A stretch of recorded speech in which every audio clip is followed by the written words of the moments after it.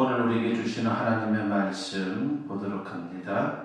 신약성경 베드로전서 2장 18절 말씀부터 25절까지에 있는 말씀 보도록 하겠습니다.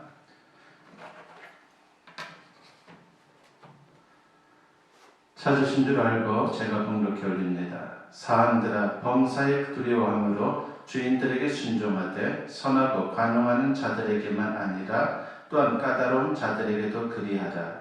부당하게 고난을 받아도 하나님을 생각함으로 슬픔을 참으면 이는 아름다우나 죄가 있어 매를 맞고 참으면 무슨 칭찬이 있으리요. 그러나 선을 행함으로 고난을 받고 참으면 이는 하나님 앞에 아름다우니라. 이를 위하여 너희가 부르심을 받았으니 그리스도도 그 너희를 위하여 고난을 받으사 너희에게 본을 끼쳐 그 자체를 따라오게 하려 하셨느니라. 그는 죄를 범하지 아니하시고 그 입에 거짓도 없으시며 욕을 당하시되 맞대어 욕하지 아니하시고 고난을 당하시되 위협하지 아니하시고 오직 공의로 심판하시는 이에게 부탁하시며 친히 나무에 달려 그 몸으로 우리 죄를 담당하셨으니 이는 우리로 죄에 대하여 죽고 의에 대하여 살게 하려 하십니다.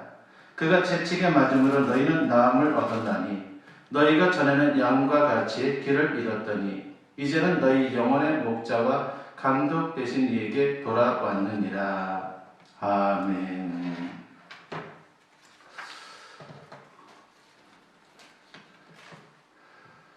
오늘 이 본문을 가지고 같이 은혜를 나누고 도전을 받고자 합니다. 오늘 말씀의 제목은 세상을 사는 법이라고 하는 제목으로 우리가 같이 은혜를 나누고자 합니다. 초대교회 복음이 예루살렘 교회에서 시작되어 로마로 확산되면서 생각하지도 못한 문제가 생기게 되었습니다. 노예들이 예수님을 믿고 교회에 들어오면서 로마 시민과 노예가 한 교회에서 신앙생활을 하게 된 것이죠. 심지어 주인과 노예가 같은 교회에서 신앙생활하는 그런 일도 벌어졌습니다. 그러면서 문제가 생겼습니다. 로마 시대에는 우리가 잘 알고 있듯이 노예 제도가 합법이었습니다. 로마가 전쟁에서 포로들을 잡아와서 그들을 노예로 삼게 되면서 노예는 로마 사회에 많은 비중을 차지하게 되었습니다. 처음에는 천한 일만 했지만 나중에는 그들이 전문직과 가정의 청지기 그리고 더 나아가서 자녀들을 위한 가정교사들 중에 노예들이 많았습니다. 로마인들은 주인으로 감독만 하고 모든 일을 노예들이 감당하는 그러한 실정이 되었습니다. 그런데 로마 법상 노예는 인간이 아니고 물건입니다. 따라서 노예는 법적 권리가 전혀 없는 그런 존재입니다. 그러다 보니까 주인이 얼마든지 매매할 수가 있었고 심지어 마음에 들지 않으면 죽일 수도 있었습니다. 이런 상황에서 많은 노예들이 예수님을 믿고 교회에 들어오게 된 것이죠. 그러면서 저들이 인권에 대해서 눈을 뜨게 됩니다. 즉 하나님 앞에 모든 인간이 동일한 피조물이다라고 하는 것을 깨닫게 된 것입니다. 그러면서 교회 내에서는 노예 제도가 무너지기 시작했습니다. 그런데 이런 상황은 두 가지 위험을 초래할 가능성이 있었습니다. 하나는 노예인 교인들이 노예 신분을 거부할 수 있는 그런 가능성이 있었고, 다른 하나는 다른 노예들을 선동해서 주인들에게 반항하고 나아가 노예 제도를 폐지하기 위한 그런 운동에 나설 수 있는 그런 가능성이 있었습니다. 실제로 로마 사회에서는 이런 일들이 일어나게 되었는데, 그러면서 많은 노예 교인들이 살해가 되었고 교회는 위험한 단체라고 하는 그런 소리를 듣게 되었습니다. 이것은 복음 전파에 커다란 걸림돌이 될 수밖에 없었습니다. 그래서 당시 교회 최고 지도자인 베드로는 이 문제를 본문을 통해서 언급하지 않을 수가 없었던 것이죠. 오늘 본문은 바로 그 내용을 소개하고 있는 것입니다. 18절 말씀을 시작하면서 베드로가 뭐라고 부릅니까? 사환들아 라고 그렇게 부르고 있습니다. 이 말은 달리 말하면 노예들아 라고 하는 그런 뜻입니다. 그러면서 베드로는 심각한 신분 차이의 문제에 대해 해법을 제시합니다. 물론 우리는 초대교회와 동일한 문제를 갖고 있지는 않습니다. 그러나 이 말씀은 우리 그리스도인들이 가치관이 다르고 때론 도저히 받아들이기 어려운 제도와 간행으로 가득한 이 세상에서 어떻게 살아야 할 것인가 라고 하는 그런 질문에 우리에게 있어서 중요한 가르침을 주고 있다고 봅니다. 그것이 무엇인지 오늘 살펴보면서 같이 은혜를 나누고자 합니다. 첫째는 우선 있는 그대로를 받아들여야 한다라고 하는 것이죠. 마음에 들지 않는다 할지라도 있는 그대로를 받아들이는 그러한 자세가 우리 크리스찬들에게 필요하다라고 하는 것입니다. 오늘 18절 말씀에 보니까 사람들아 범사에 두려워함으로 주인들에게 순종하되라고 했습니다. 한마디로 말하면 일단 노예 제도를 존중하고 자기 주인에게 노예로서 순종하는 것, 그것이 중요하다라고 하는 것이죠. 이 세상은 어떤 세상입니까? 공중 권세 잡은 사탄의 세력에 의해서 지배를 받고 있는 그런 세상입니다. 믿는 사람들이 도저히 믿음을 지키며 살 수 없는 그런 세상입니다. 그러나 하나님은 때가 될 때까지 묵인하고 있다라고 하는 것입니다. 마태복음 13장에 있는 말씀에 보면요, 주님께서 가라지 비유를 들고 있습니다. 밭에 알곡과 가라지가 함께 자랍니다. 종들이 주인에게 가서 가라지를 뽑을까요? 라고 그렇게 묻게 됩니다. 그때 주인이 뭐라고 대답합니까? 가만두어라. 가라지를 뽑다가 곡식까지 뽑을까 염려하노라. 둘 다 추수 때까지 함께 자라게 두어라 하고 그렇게 말씀을 합니다. 이 말씀은 이런 뜻이죠. 하나님께서 이 세상에서 악의 존재를 잘 알고 계신다라고 하는 것입니다. 그리고 심판하실 계획을 갖고 그때까지 묵인하고 있다라고 하는 것입니다. 그래서 우리는 때가 될 때까지 참고 견뎌야 한다라고 하는 것입니다. 이어서 본문 19절 말씀해 보니까 부당하게 고난을 받아도 하나님을 생각함으로 슬픔을 참으면 이는 아름다우나 라고 했습니다. 우리가 세상에서 불합리하고 용납하기 어려운 상황을 만난다 하더라도, 억울하고 기막힌 일을 당한다 하더라도 일단 그대로 받아들여야 할 이유는 하나님 때문이다라고 하는 것을 우리에게 말씀합니다. 하나님을 생각해서 참으라고 하는 것이죠.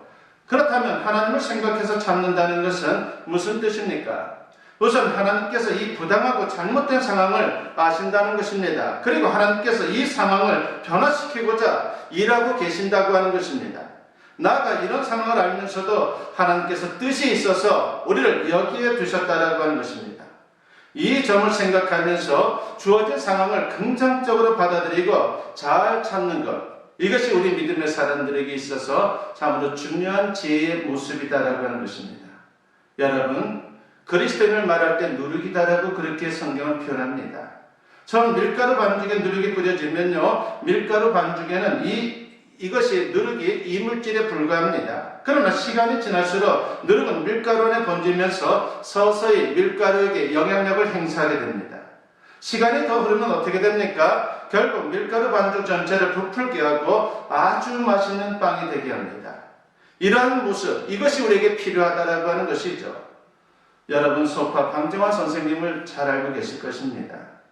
어느 날 밤 이분 집에 강도가 들어왔습니다. 그러면서 잠자던 식구들을 모두 깨웠죠. 강도는 칼을 들이대면서 돈을 내놓으라고 그렇게 위협을 합니다. 그래서 방정환 선생은 있는 돈을 찾아서 강도에게 다 주었습니다. 강도는 돈을 챙겨 주머니에 집어넣고 바깥으로 나가려고 했습니다. 그 모습을 보면서 소파 선생이 점잖게 나무랍니다. 이 사람아, 돈을 받았으면 고맙다는 말 한마디라도 하고 가야지 그냥 가면 어떻게 하나? 라고 말입니다. 강도는 별 싱거운 사람 다 보겠다라고 하는 듯이 고맙네 라고 한마디 던지고는 유유히 사라졌습니다. 그런데 강도가 얼마 안 가서 순찰을 도는 경찰에 붙잡히게 됩니다. 경찰이 강도의 몸을 수색해 보니까 주머니에서 칼도 나오고 그리고 꽤 많은 돈이 나왔습니다. 경찰은 생각했습니다. 틀림없이 그가 어디선가 강도 짓을 했을 것이다 라고 그렇게 생각을 한 것이죠. 그리고 강도를 추궁한 끝에 그를 끌고 소파 선생 집까지 왔습니다. 그런데 방정환 선생이 경찰과 함께 온 이 강도를 보더니 이렇게 말합니다. 저 사람은 강도가 아닙니다. 사정이 딱한 것 같아 내가 돈을 주었습니다. 그는 내가 준 돈을 받고 고맙다는 말까지 하고 갔는데 어떻게 그 사람이 강도입니까? 라고 그렇게 말을 했습니다. 경찰은 이상하다는 듯이 고개를 갸우뚱하더니 어쩔 수 없다는 듯이 그 강도를 풀어주었습니다. 그제서야 강도는 무릎을 꿇고 소파 선생 앞에 100배 사죄했습니다. 제가 정말 잘못했습니다. 이제 다시는 나쁜 짓 하지 않고 바르게 인생을 살겠습니다. 라고 그렇게 고백을 했습니다. 오갈 데 없는 강도를 소파 선생은 한동안 자기 집에 머물 수 있도록 그렇게 해줍니다. 그리고 그를 완전히 새로운 사람으로 변화시키는 그러한 일에 참으로 큰 기여를 했습니다. 이같이 선으로 감동시켜야지만이 우리가 악을 이길 수 있다라고 하는 것입니다. 초대교회 노예제도 문제는 정말 오랜 세월이 걸렸습니다. 그러나 그리스도인들로 인해서 결국은 그 노예제도가 폐지되었다라고 하는 것이죠. 우리도 마찬가지입니다. 잘못된 관행과 제도가 있다 하더라도 우선은 있는 그대로를 받아들이고 누룩처럼 인내를 가지고 믿음과 간용으로 대처한다면 반드시 좋은 열매를 맺게 될 것입니다. 이러한 아름다운 모습이 우리 모두에게 충만할 수 있기를 간절히 축원합니다. 두 번째는 성도다움을 잃지 말아야 합니다. 본문 20절 말씀에 보니까 죄가 있어 매를 맞고 참으면 무슨 칭찬이 있으리요. 그러나 선을 행함으로 고난을 받고 참으면 이는 하나님 앞에 아름다우니라고 했습니다. 노예로서 죄를 범하여 주인에게 매맞고 잘못을 저질러서 벌을 받아서는 안 된다는 것이죠. 그것은 어울리지 않는다는 것입니다. 노예가 예수님을 믿는다 할지라도 그것은 용납될 수 없다라고 하는 것입니다. 노예로서 주인께 칭찬받을 정도로 선을 행하라고 말하고 있습니다. 이렇게 해야 하나님도 기뻐하신다라고 하는 것입니다. 요셉은 형들에 의해서 억울하게 애굽으로 팔려가게 됩니다. 얼마나 힘들고 고통스럽겠습니까? 그러나 요셉은 그런 모든 상황에 대해서 불평하거나 원망하지 않았습니다. 그저 주어진 상황을 그런 있는 그대로 받아들였습니다. 그러면서도 요셉은 주어진 상황에서 타협하거나 죄를 범하지 않았습니다. 창세기 39장 4절을 보면 애굽의 시위대장 보디발이 요셉을 가정총무로 삼고 자기 소유를 다 그 손에 맡겼다라고 소개를 합니다. 보디발이 보니까 요셉은 정직하고 참으로 깨끗한 사람이었습니다. 그래서 전 재산을 맡겨도 될 사람이다라고 하는 그런 신뢰가 생긴 것이죠. 그런데 보디발 아내가 유혹을 합니다. 그러나 요셉은 단호하게 거절합니다. 그로 인해서 모함을 받게 되었고 결국은 감옥에 갇히게 됩니다. 그러나 거기서도 요셉은 정직했습니다. 본문 20절 하반절에 보니까 이는 하나님 앞에 아름다운 일이라고 했습니다. 남들은 뭐라고 해도 주변 상황이 어떻게 돌아가도 죄와 타협하지 않고 선을 행할 때에 이것이 하나님께서 보실 때에 아름다운 것이다라고 말할 수 있는 것입니다. 요셉이 바로 그랬습니다. 보디발 아내가 은밀히 유혹해 왔을 때 그가 이렇게 말하며 뿌리쳤죠. 내가 어찌 이 큰 악을 행하여 하나님께 득죄하리까 라고 말입니다. 지금 은밀한 죄의 유혹을 받고 있습니다. 아무도 모릅니다. 그녀와 나만 아는 죄입니다. 그러나 요셉은 하나님께서 보고 계신다라고 하는 것을 느꼈습니다. 그래서 자기를 지켜보시는 하나님을 절대로 실망시켜드릴 수가 없었습니다. 피를 침은 벼락을 맞아도 끄떡이 없는 것을 우리가 잘 알고 있습니다. 이유가 뭡니까? 접지되어 있기 때문이죠. 마찬가지로 우리가 십자가 은혜에 연결되어서 그 은혜를 기억한다면 사람들에게 상처를 받거나 고통을 당한다 할지라도 넉넉히 용서할 수 있고 넉넉히 그 상황을 이겨낼 수 있다라고 하는 것입니다. 신실한 크리스찬으로 알려진 엄상희 변호사의 이야기가 있습니다. 그분이 주님을 위해 무슨 봉사를 할까 생각하다가 무료 변론을 시작하게 되었습니다. 그리고 탈옥수 신청원 같이 죄질이 나빠서 변호사들이 기피하는 사람들의 국선 변호를 맡게 됩니다. 그러다 보니까 재판 과정에서 여러 가지 수모를 당할 때가 많았습니다. 그럴 때면 얼마나 속상했는지 모릅니다. 그런데 기도를 하다가 좋은 생각이 떠올랐습니다. 공책을 하나 사서 표지에다가 수모 100번 감당이라고 그렇게 적어서 수모 당할 때마다 기록하며 마음을 달랬습니다. 이렇게 하니까 주님의 십자가를 묵상하면서 그 모든 일들을 넉넉히 감당할 수 있었다라고 하는 것입니다. 나중에는 판사가 미안하다고 사과하는 일까지 생겼고 제수들도 개가천선하는 그런 일도 있었고 회심하는 그런 사람들도 많이 생겨났습니다. 이분이 이렇게 승리할 수 있었던 비결은 주님께 연결되었기 때문인 것이죠. 주님께 연결되어 있다는 것이 중요한 것입니다. 세상이 나를 괴롭히고 핍박하면 내 인생이 잘못될까봐 불안할 수 있습니다. 그러나 하나님을 의지함으로 새 힘을 얻게 되면요 얼마든지 우리는 담대할 수 있다고 하는 것입니다. 이사야 41장 10절 말씀에 보니까 두려워하지 말라 내가 너와 함께함이라 놀라지 말라 나는 내 하나님이 됨이라 내가 너를 굳세게 하리라 참으로 너를 도와주리라 참으로 나의 의로운 오른손으로 너를 붙들리라 하겠습니다. 이 말씀은 하나님의 약속이며 보증인 것입니다. 하나님이 함께 해주니까 붙들어 주니까 두려워 말고 승리를 확신하라고 하는 그런 말씀을 우리에게 주고 있는 것입니다. 그렇게 되면 우리는 어떤 상황에서도 아름다운 인생을 살 수 있습니다. 그렇습니다. 우리는 그 행위가 아름다워야 합니다. 누가 뭐라고 해도 하나님 보시기에 아름다운 그런 하나님의 사람으로 세상을 살아가야 하는 것입니다. 세 번째로 잘못된 제도와 간행이 있는 세상에서 우리가 어떻게 살아야 합니까? 오늘 본문은 희생을 각오해야 한다라고 우리에게 말씀하고 있습니다. 본문 21절 중반절에 보니까 너에게 본을 끼쳐 그 자체를 따라오게 하려 하셨느니라고 했습니다. 노예인 그리스도인들에게 주님을 본받으라고 그렇게 말씀하고 있는 것이죠. 주님처럼 살라고 그렇게 권면하고 있는 것입니다. 그러면서 특히 24절에서 저들이 본받아야 할 모습을 이렇게 말씀합니다. 친히 나무에 달려 그 몸으로 우리 죄를 담당하셨으니 이는 우리로 죄에 대하여 죽고 의에 대하여 살게 하려 하십니다. 그가 채찍에 맞음으로 너희는 나음을 얻었나니 라고 했습니다. 주님께서 우리를 위해 희생하셨기 때문에 우리가 죄에 대해서 죽고 의에 대해서 살게 됐다는 것이죠. 그러니까 노예인 그리스도인들에게 주님처럼 희생하라고 그렇게 말씀하고 있습니다. 그러면 귀한 변화와 열매가 나타난다는 것입니다. 최종적으로 승리할 수 있다라고 하는 것입니다. 많은 성도들이 자기는 희생하지 않으면서 희생의 열매는 먹으려고 합니다. 요한복음 12장 24절에서 주님께서 이런 말씀을 하시죠. 내가 진실로 진실로 너희에게 이르노니 한 알의 밀이 땅에 떨어져 죽지 아니하면 한 알 그대로 있고 죽으면 많은 열매를 맺느니라고 했습니다. 밀알이 죽지 않겠다고 버티면요 한 알 그대로 있을 뿐입니다. 그러나 자기가 죽기로 하고 땅에 뿌려지게 되면요 장차 30배, 60배, 100배의 열매를 거두게 된다라고 하는 것입니다. 바로 우리 믿음의 사람들은 이런 인생을 살아야 한다라고 하는 것이죠. 세상에서 이렇게 살 때에 세상은 진정 변화될 수 있는 것이고 세상은 살만한 곳이 될 수 있는 것이고 내 후손들에게 진정 이러한 아름다운 세상을 물려줄 수 있다라고 하는 것입니다. 1866년도에 토마스 목사님이 이 땅에 들어오게 됩니다. 그런 무엇보다도 중국에서 선교사로 사역을 하게 되었는데 사역을 하면서 그 사랑하는 부인이 열병으로 죽는 그러한 슬픈 일을 겪게 되었습니다. 그로 인해서 토마스 목사는 계속 선교해야 할 것인지 아니면 영국으로 돌아가야 할 것인지 하나님께 기도하고 있었습니다. 그때 한국에서 온 천주교 신자인 김자평과 최선일이라고 하는 사람을 만나게 되었습니다. 그리고 그들에게서 한국 땅에 수많은 사람들이 복음을 듣지 못해 죽어가고 있다라고 하는 그런 얘기를 들었습니다. 이 말을 듣게 된 토마스 목사는 영국으로 돌아가는 것을 포기하고 하나님이 자신에게 주신 사명의 자리인 한국 땅으로 가겠다라고 결심을 하게 됩니다.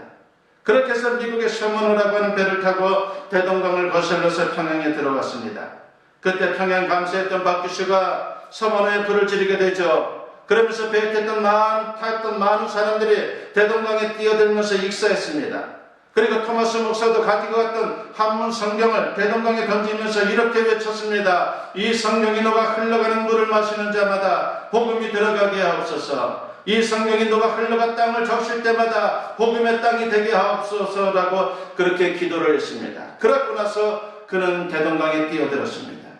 하지만 그는 광군에 잡히게 되었고 대동강에 있는 양각도라고 하는 섬에서 사형을 당하게 됩니다. 망나니 박충관이 칼을 들어서 그의 몸을 돌면서 망나니 춤을 출 때에 토마스 목사는 성경을 들고 외칩니다. 형제여 예수 예수 그렇게 외쳤습니다. 그때 망나니가 칼로 그 성경을 들고 있는 팔을 내리쳤습니다. 그러자 다른 손으로 성경을 들고 예수 예수 외칠 때 또 다른 팔도 내리쳤습니다. 그래도 오 형제 예수 믿으시오 할 때 그의 목을 또 내리쳤습니다. 드디어 토마스 목사는 대동강에서 목이 잘려 죽었습니다. 아무것도 하지 못한 채 그렇게 죽은 것과 같았습니다. 그때 토마스 목사가 대동강에 던진 그 성경을 주운 어린아이가 있었습니다. 바로 그 어린아이의 이름이 채치량입니다. 채치량의 집이 여관이었는데 거기서 주운 성경을 가져다가 그는 그의 부모님들이 그 여관의 벽을 그것으로 다 도배를 했습니다. 20년 후에 존 마페 선교사가 평양에 들어가게 되었는데 그러면서 거기에 있는 여관집에 들어가게 되었죠. 근데 그 여관에 보니까 한문 성경이 벽에 붙어 있는 것이었습니다. 그래서 물었습니다. 그 어린아이 이제 다 자란 그 채치량이라고 하는 그 사람에게 물었습니다. 어떻게 이 성경이 여기에 붙어 있는지 말입니다.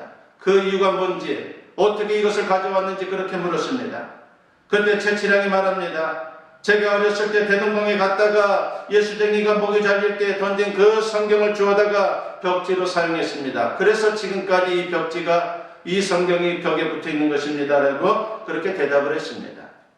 그리고 그는 마표 선교사를 통해 전도를 받고 훗날 장로가 되었습니다.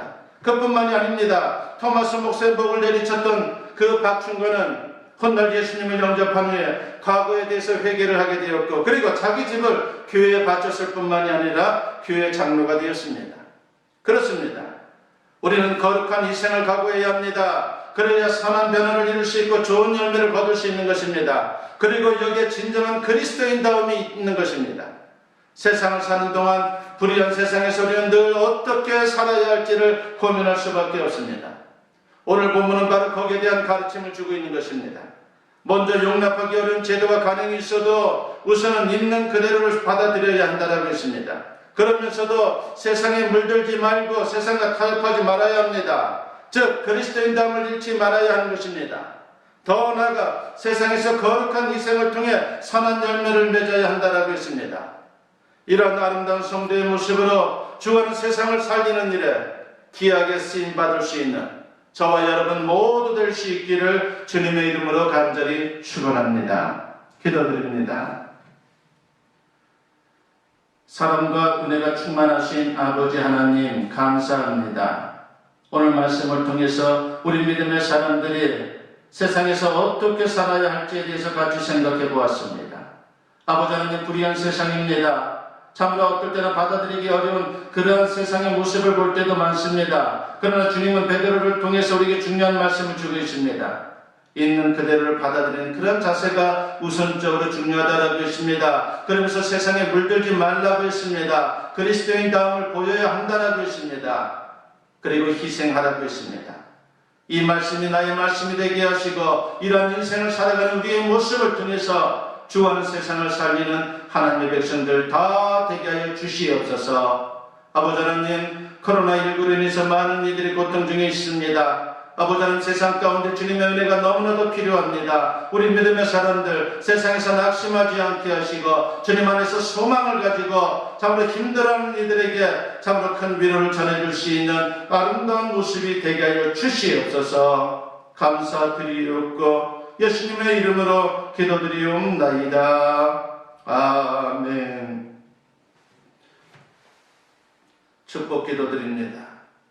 이제는 우리 주 예수 그리스도의 은혜와 아버지 하나님의 무궁하신 사랑하심과 성령의 감화감동 역사 충만하심이 오늘 주님께 예배로 영광 돌리며 선포된 말씀과 같이 진정 세상에서 아름다운 인생, 아름다운 신앙의 모습을 가지고 살아가면서 주님의 거룩하신 뜻을 이루어가기를 다짐하고 결단하며 이제 세상을 향하는 당신의 사랑 자녀들 위해 지금으로부터 영원토록 함께 하시기를 간절히 축원하옵나이다.